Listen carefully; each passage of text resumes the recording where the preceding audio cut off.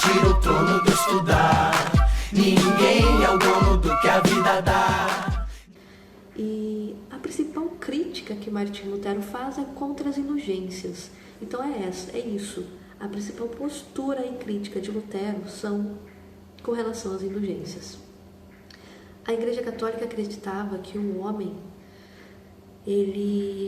para ele ter seu perdão, seus pecados perdoados por Deus, né, ele precisa pagar indulgências, né, ele precisa estar doando terras para a igreja. Por isso que a igreja ficou tão rica e poderosa, porque ela recebia doações de terras e de dinheiro dos seus fiéis, né?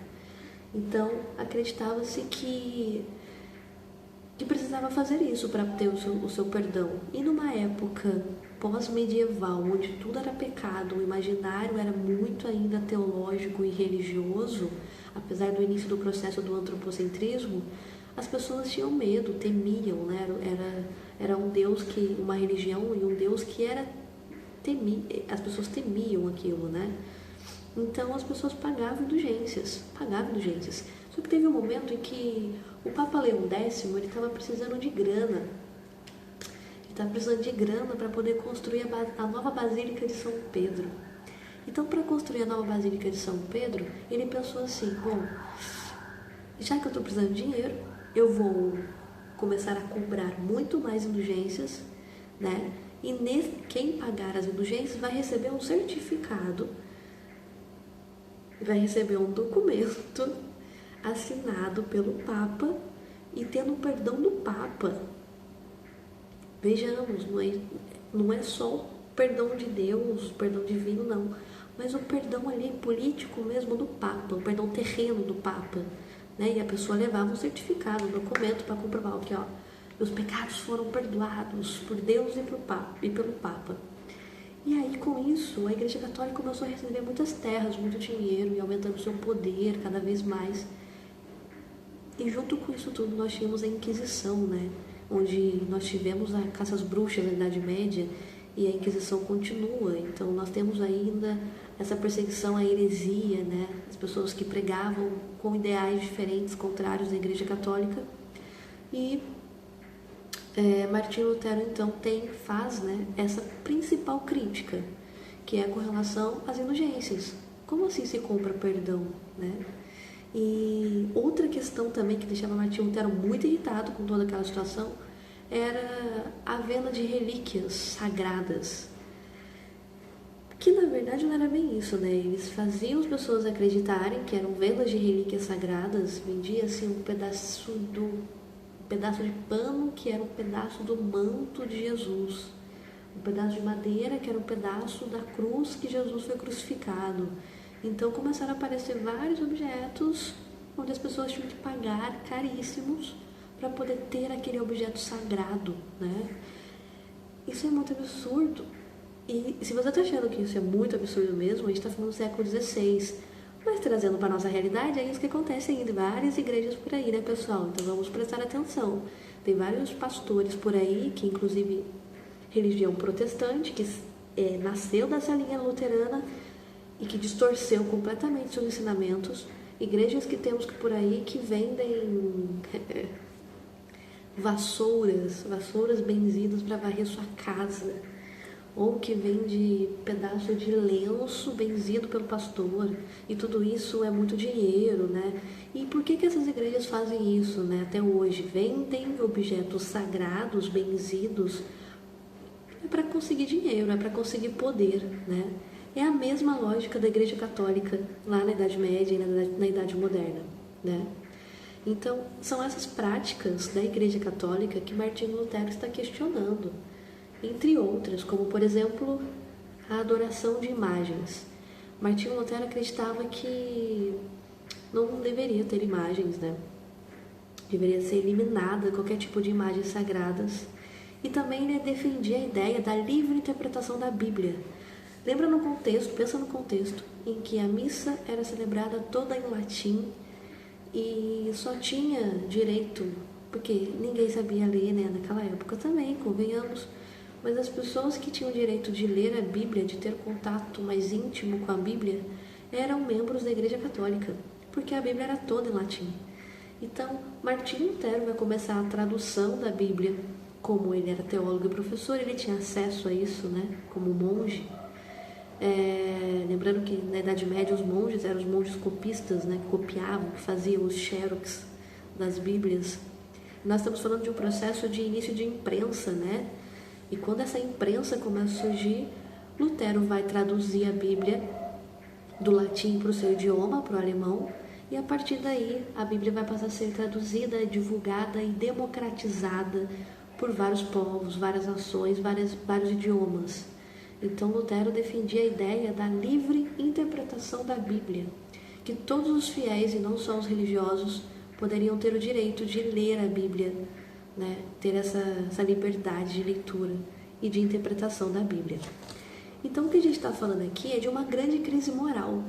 Estamos falando de uma grande crise da moralidade da Idade Moderna, onde a Igreja Católica, que sempre foi a principal pregadora da moralidade, está sendo questionada por poderes, por príncipes, por religiosos e pela população civil, né? Estão sendo questionado o seu poder, a sua moral, né? De repente parece que a própria Igreja Católica não segue a Bíblia. Então isso passa a ser um grande problema. E nós temos aqui algumas teses para a gente pensar, né, que Martinho Lutero colocou lá na porta da igreja de Wittenberg. Que ele diz assim: é preciso ensinar aos cristãos que aquele que dá aos pobres ou empresta a quem está necessitado faz melhor do que se comprasse indulgências. Ou seja, ele está falando para os cristãos: parem de comprar indulgência, doa o seu dinheiro para quem está passando fome, para quem está precisando, não é? Se fosse em tempos atuais, Martinho Lutero ia ser taxado como comunista. Não é? Imagine só, de repente, pare de pagar seus impostos. Ao invés de pagar seus impostos, comece a doar seu dinheiro para os pobres, para quem precisa. Não seria uma má ideia. Bom, ele ainda diz assim: qualquer cristão verdadeiramente arrependido tem plena remissão da pena e da falta. Ela é devida mesmo sem cartas de indulgências. Ou seja, você vai ter o seu perdão, Deus vai perdoar os seus pecados sem indulgência nenhuma, né? Pregam doutrina puramente humana os que dizem que logo que o dinheiro cai na caixa, a alma se liberta do purgatório. Algumas das críticas dele. Erram, pois, os pregadores das indulgências que dizem que, pelas indulgências do Papa, o homem fica livre de toda a pena e fica salvo. O Papa, quando fala de remissão plena de todas as penas, não as compreende todas, mas somente aquelas que ele mesmo impôs. O Papa não quer nem pode perdoar alguma pena, exceto aquelas que ele tenha imposto por sua própria vontade. Então, esses são alguns dos pensamentos, né, das críticas de Martinho Lutero, que ele vai pensar a respeito da Igreja Católica. Então, ele é um monge insatisfeito, né? Ele está extremamente insatisfeito com a Igreja Católica.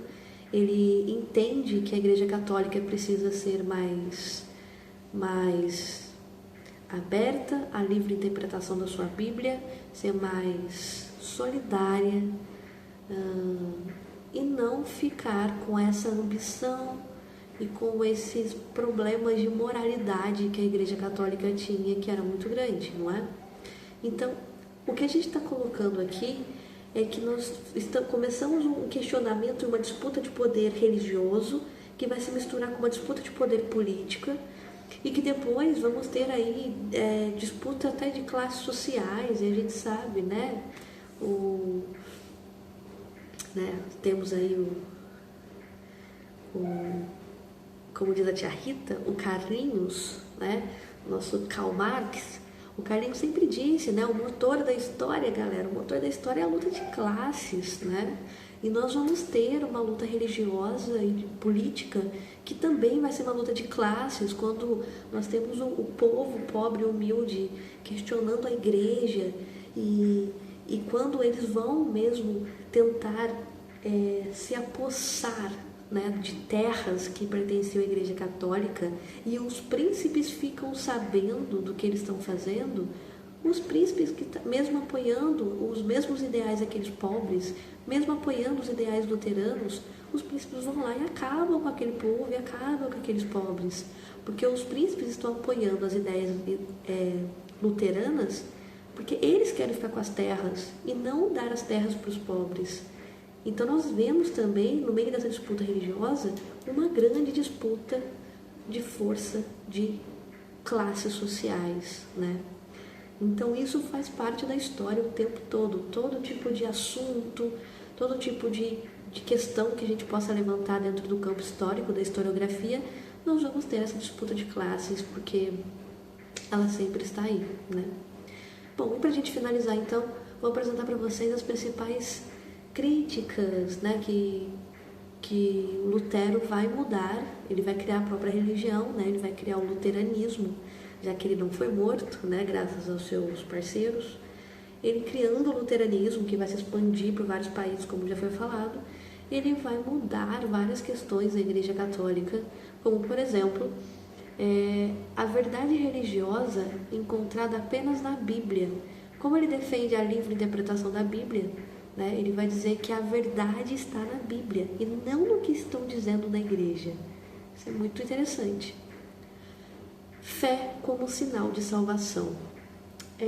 De acordo com a Igreja Católica, o homem ele tinha sua salvação através da sua fé e das suas obras. Por isso que ele tinha que pagar indulgência, fazer penitência, entre tantas coisas. E Martinho Lutero vai dizer que não, que o homem ele alcança o seu perdão através da fé. Ele vai alcançar sua salvação através da sua fé, e apenas da sua fé. A eliminação do celibato, e é por isso que as religiões de vertentes protestantes, têm pastores e pastoras, né? E todos da igreja, independente do cargo que ocupe, podem se casar, né? Não precisa ter mais o celibato, que é algo que a Igreja Católica ainda possui, né? Os padres ainda não podem ter casamento e relacionamentos. Eliminação de imagens sagradas, né? Então, o que a gente já falou, vai eliminar a ideia de imagens sagradas, de objetos sagrados, de adoração a essas coisas. A livre interpretação da Bíblia, a tradução da Bíblia do latim para a língua local e para diversos outros idiomas e a democratização, então, da Bíblia. A subordinação da igreja ao Estado. Isso é importante, porque lembra lá, quem está apoiando os ideais de Lutero são os reis, né? São os príncipes. Então, o poder do Estado, e nessa época de absolutismo, o rei é o Estado, né? O poder do Estado vai estar acima. E a Igreja Católica vai se submeter ao poder do Estado. Ou seja, o Estado que era católico, a Igreja Católica vai ter total liberdade ali. Já o Estado que vai se transformar em protestante, luterano, a religião que vai estar ali como religião oficial do Estado vai ser o luteranismo. Isso vai acontecer muito, e muitas guerras vão surgir na Europa por conta disso, pessoal. Muitas guerras. Porque depois do luteranismo nós vamos ter o calvinismo, o anglicanismo, a contra-reforma católica. Então, essas religiões vão fazer com que o Estado decida qual religião pode ter no meu país, que o rei decida. O rei é que vai decidir qual é a religião que eu quero para minha nação, para o meu Estado. E aí a outra religião que ele não permitiu, ele vai começar a caçar, a perseguir, e aí vai se transformar nas guerras religiosas. E por último, né, de todas os sacramentos que existiam na igreja, Martinho Lutero vai criticar muito os sacramentos existentes na Igreja Católica, e ele vai manter apenas 2 sacramentos: o sacramento do batismo e o sacramento da Eucaristia, que é justamente os sacramentos que existem nessas igrejas, né, protestantes ainda hoje: o batismo e a Eucaristia. Todos os outros serão questionados, né, e problematizados, eliminados pelo Martinho Lutero.